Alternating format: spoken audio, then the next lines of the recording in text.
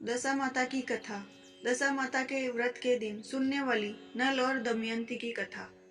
दशा माता व्रत की प्रामाणिक कथा के अनुसार प्राचीन समय में राजा नल और दमयंती रानी सुखपूर्वक राज्य करते थे। उनके दो पुत्र थे। उनके राज्य में प्रजा सुखी और संपन्न थी। एक दिन की बात है। उस दिन होली दशा थी। एक ब्राह्मणी राजमहल में आई और रानी से कहा, दशा का डोरा ले लो। बीच में दासी बोली, हाँ रानी साहिबा, आज के दिन सभी सुहागन महिलाएं दशा माता की पूजन और व्रत करती है तथा इस डोरे की पूजा करके गले में बांधती है, जिसमें अपने घर में सुख समृद्धि आती है। अंत रानी ने ब्राह्मणी से डोरा ले लिया और विधि अनुसार पूजन करके गले में बांध लिया। कुछ दिनों के बाद राजा नल ने दमयंती के गले में डोरा बंधा हुआ देखा।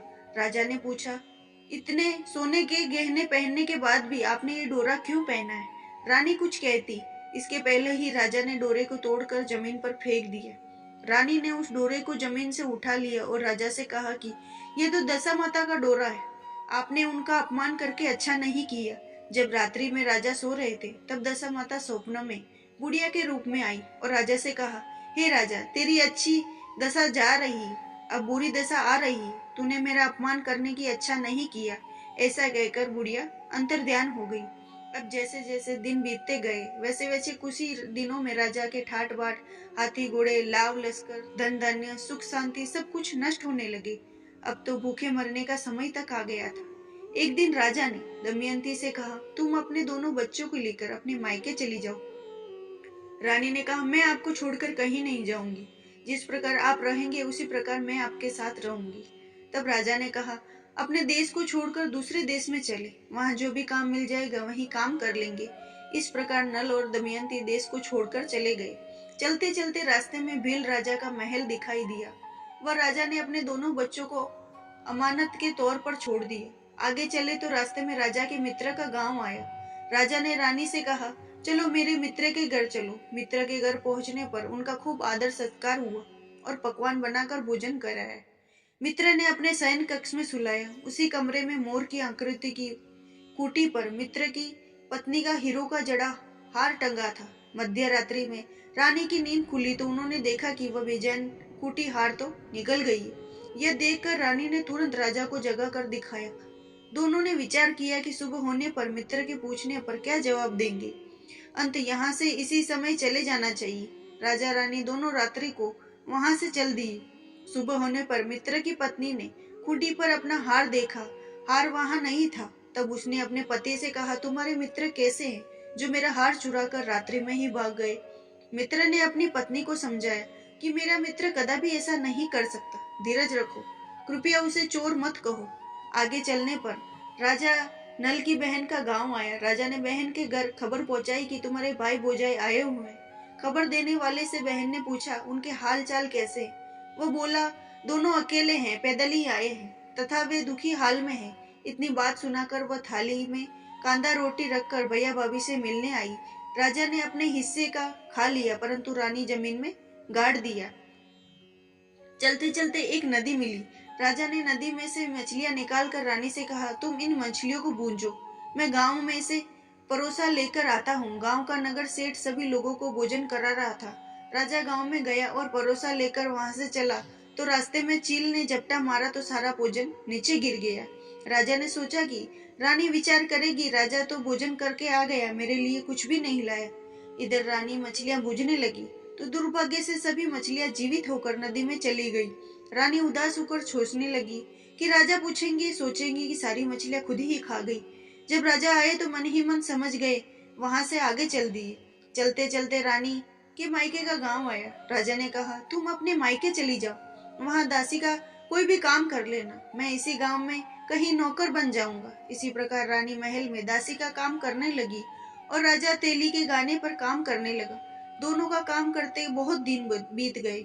जब होली का दिन आया, दशा माता का दिन आया, तब सभी रानियां ने सिर धोकर स्नान किया।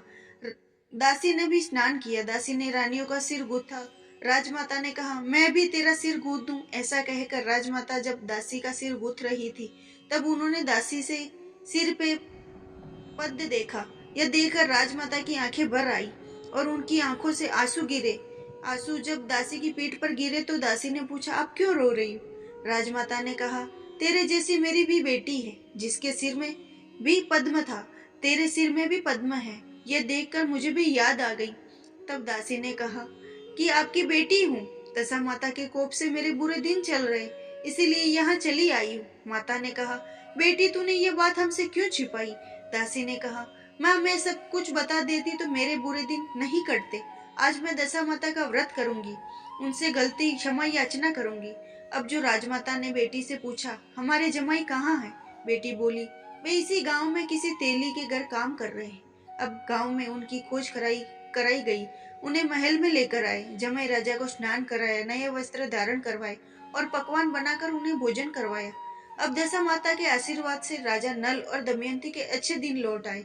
कुछ दिन वही बिताने के बाद अपने राज्य जाने को कहा। दमयंती के पिता ने खूब सारा धन, लाव लश्कर, हाथी घोड़े आदि देकर बेटी जमाई को विदा किए। रास्ते में वही जगह आई जहाँ रानी मछलियों को भूना था। राजा के साथ चिल के झपट्टा मारने से भोजन जमीन पर गिर गया था। तब राजा ने कहा, तुमने सोचा होगा कि मैंने अकेले भोजन कर लिया होगा, परंतु चिल ने झपटा मारकर गिरा दिया था। अब रानी ने कहा, आपने सोचा कि मैंने मछलियां भूनकर अकेले ही खा ली होगी, परंतु वे जीवित होकर नदी में चली गई। चलते चलते अब राजा की बहन का गांव आया। राजा ने बहन के यहाँ खबर भेजी। खबर देने वाले को पूछा कि हाल चाल कैसे है। उसने बताया कि बहुत ही अच्छी दशा है, उनके साथ हाथी घोड़े लाव लश्कर है। ये सुनकर राजा की बहन मोतियों की थाल सजाकर लाई। तभी दमयंती ने धरती माता से प्रार्थना की, कहा, माँ आज मेरी अमानत मुझे वापस दे दो। यह कहकर आज उस जगह को खोदा जहाँ कांदा रोटी गाड़ दिया था। खोदने पर रोटी तो सोने की और कांदा चांदी का हो गया। ये दोनों चीजें बहन की थाली में डाल दी और आगे चलने की तैयारी करी। वहां से चलकर राजा अपने मित्र के घर पहुंचे। मित्र ने उनका पहले के समान खूब आदर सत्कार सम्मान किया। रात्रि में विश्राम के लिए उसी समय शयन कक्ष में सुलाया। मोरनी वाली खूंटी के हार निकल जाने वाली बात से नींद नहीं आई। आधी रात के समय वही मोरनी वाली खूंटी हार उगलने लगी तो राजा ने अपने मित्र को जगाया तथा रानी मित्र की पत्नी को जगाकर दिखाया, आपका हार इसने निगल लिया था। आपने सोचा कि हम हार को चुराया है। दूसरे दिन प्रातःकाल नित्य कर्म से निपट कर वहां से चल दिए। वे भील राजा के यहाँ पहुंचे। अपने पुत्र को मांगा तो भील राजा ने देने से मना कर दिया। गांव के लोगों ने उन बच्चों को वापस दिलवाया। नल दमयंती बच्चों को लेकर अपनी राजधानी के निकट पहुंचे तो नगर वासियों ने लाव लश्कर के आते हुए देखा। सभी ने बहुत प्रसन्न होकर उनका स्वागत किया। गाजे बाजे के साथ उन्हें महल में पहुंचवाया। राजा का पहले जैसा ठाट बाट हो गया। राजा नल दमयंती पर दशा माता ने पहले कोप किया, ऐसी किसी पर मत करना और बाद में जैसी कृपा करी वैसी सब पर करना। बोलो दशा माता की जय।